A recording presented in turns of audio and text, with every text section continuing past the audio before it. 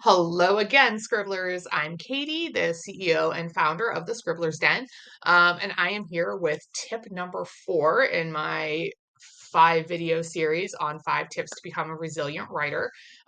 We have talked about all sorts of different ways that you can really work to just continue to be resilient with your writing and to find that creativity.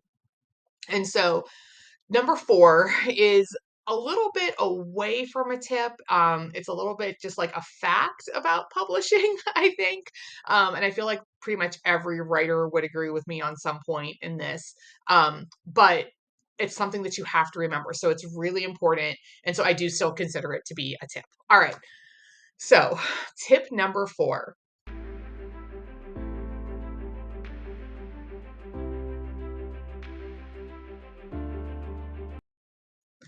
Nothing about writing or publishing is fair.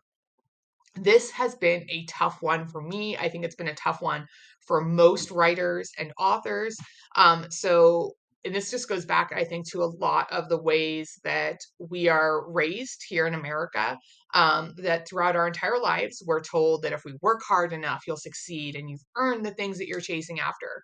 Um, and that's a load of bullshit, right? I have yet to encounter a single aspect of my life that has been a legit meritocracy, right? Publishing is absolutely 100% not. So all writers work hard. That is a fact. Every single writer I have ever met, at every level, no matter how they publish, if they plan to publish, how they write, we work hard, right? But I also know that there are a ton of absolutely fantastic books out there that aren't published or they've been rejected by agents or editors because it just wasn't quite right for them or they just weren't vibing with it, which is legitimate. Um, I have watched friends and mutuals on both sides of this fence. So the ones that are getting all the deals, the ones that are continually passed over, and they all work equally hard and they're all talented. So much of publishing is kind of just pure luck. It's so much of publishing is just your manuscript ending up at the right editor or agents in their inbox at the right time, and they read it, and it's what they think the market wants. And so I don't know if this is even a word, but it's a luckocracy. So it's not a meritocracy. It is definitely a luckocracy, and I think coming to terms with that is difficult, right? Um, it's been a really tough road for me because it has involved undoing decades of like gaslighting by society that if I just work harder, I will succeed. And I think that's what led to, if I go back to that first tip where it was like, take a break, it was really hard for me to take a break those first like 3 or 4 years that I started on this road to getting traditionally published. And I'm still not there. Like I am still unagented. I'm still querying, but I was really just, oh, if I work harder, if I spend every waking hour that I don't have and that I do have working on this, I'm going to get there. And I'm not. Like I'm still not there. So I've really learned like to take those breaks because instead I've focused on me and making that progress in my writing. Um, I've run myself ragged. My CPs have lamented right alongside of me that some of my books haven't been picked up by an agent or published yet. And I do the same thing with theirs. Like I read this and I'm like, oh my gosh, this is so good.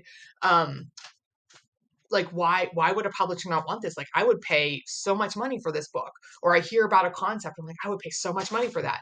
But it's just not what publishing thinks is right. So even though we all work hard, we have to accept that those are the things that we can't control, right? And I think just remembering that and being aware of it is so important to keep that resiliency in your writing because otherwise it's very easy to go quickly down that path of feeling like you'll never be successful and you'll never get there. So you've got to look at, okay, where was I a year ago with my writing? How have I leveled up?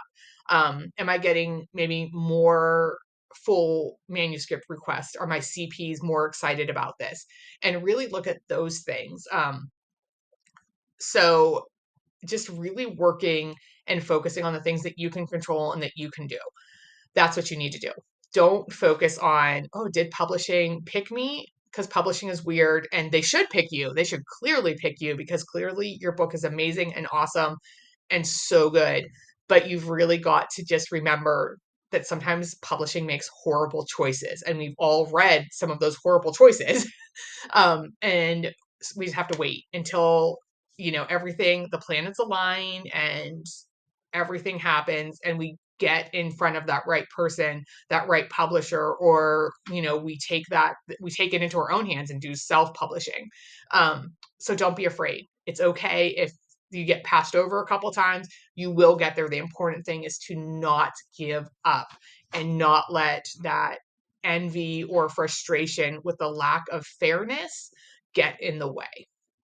All right. So that's like a lot, right? It's so much to do, but you can do it. So keep that in mind. Keep working. Do what you need to do to take care of yourself. Remember to hydrate. Hydration is so important. And I will see you back here next Monday with our fifth and final tip for becoming a resilient writer. Thanks so much, Scribblers. Don't forget to hit that like button and to subscribe, and sign up for my newsletter because that would be great. And we will see you next time. Bye.